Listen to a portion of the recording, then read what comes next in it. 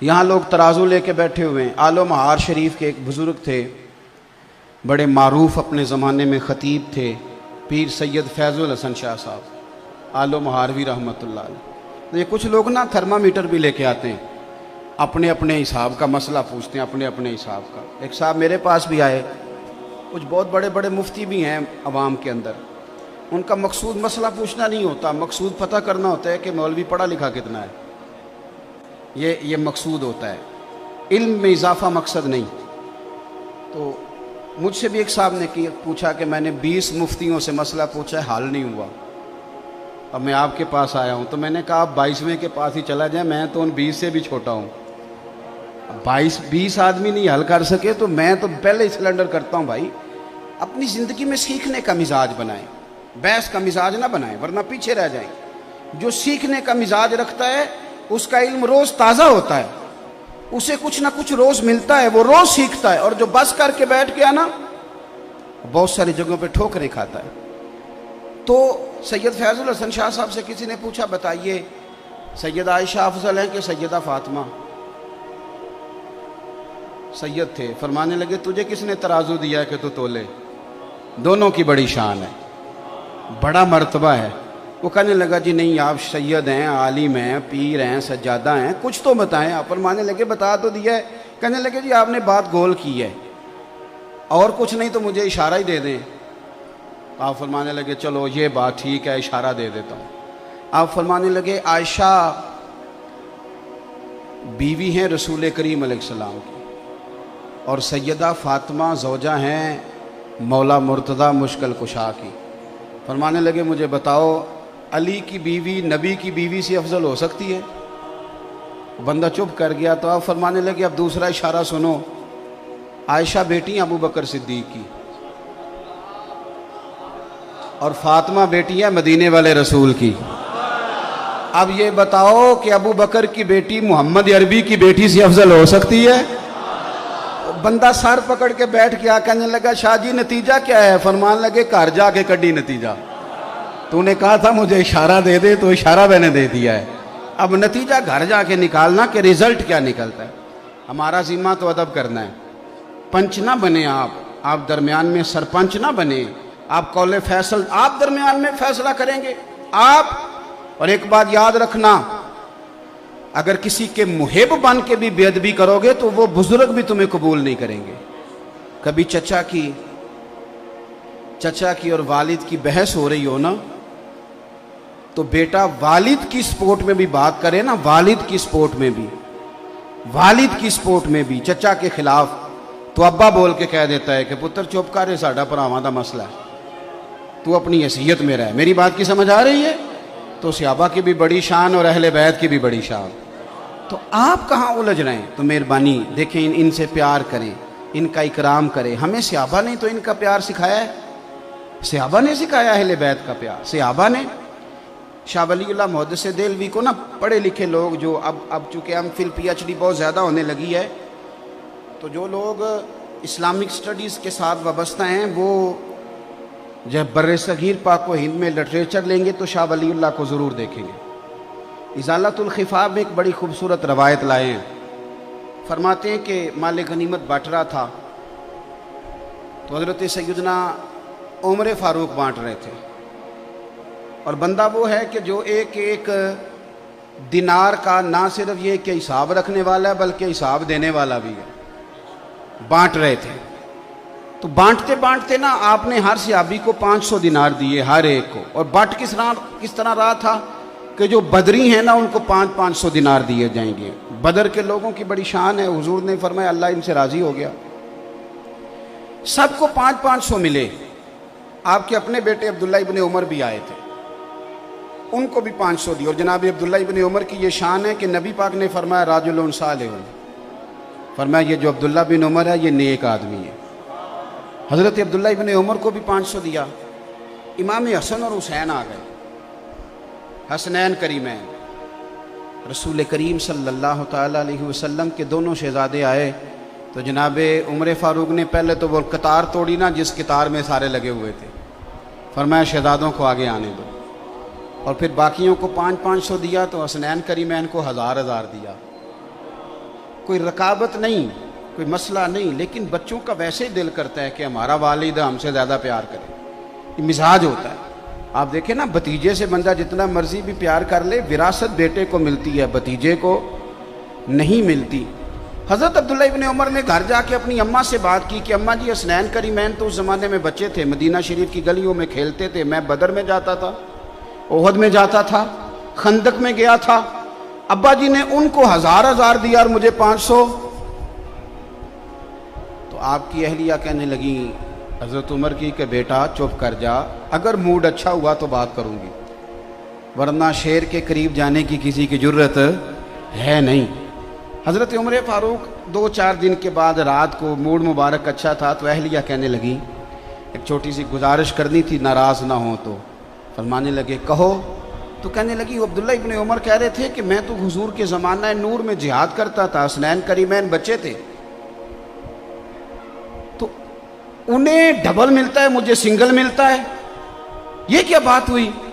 تو آپ نے فرمایا چل بلا ان کو۔ تو ماں ڈرنے لگی، کہنے لگی نہیں نہیں، انہوں نے کوئی اعتراض نہیں کیا، آپ مہربانی کریں۔ کہا نہیں میں کچھ نہیں، کہنے لگا بلا تو صحیح نا۔ بلایا، شہزادے عبداللہ ابن عمر تشریف لائے، حاضر ہوئے۔ تو آپ نے فرمایا پتر یہ تو نے کیا بات کی؟ سنو، یہ ایک غیر جانبدار آدمی کی بات عرض کر رہا ہوں۔ وہ لکھتے ہیں کہ جناب فاروق اعظم فرمانے لگے عبداللہ تیرا اور حسنین کا کیا مقابلہ؟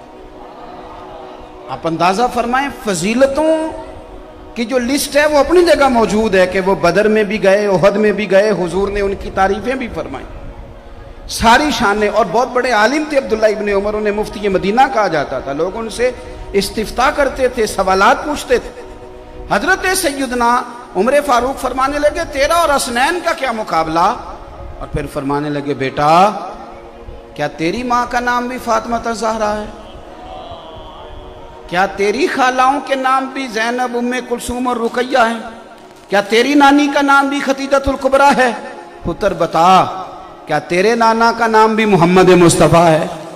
یہ شانیں تیری ہیں؟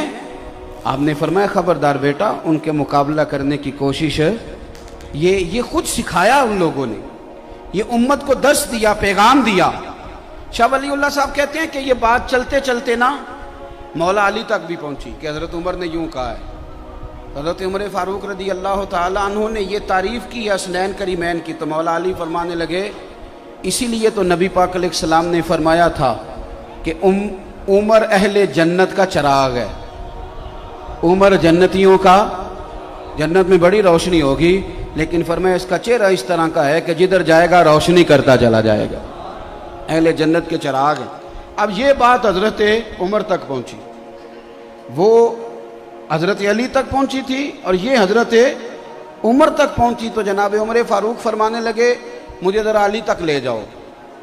مولا علی سے ملاقات ہوئی تو آپ فرمانے لگے آپ نے اپنے کانوں سے حضور سے سنا ہے کہ میں جنتیوں کا چراغ ہوں؟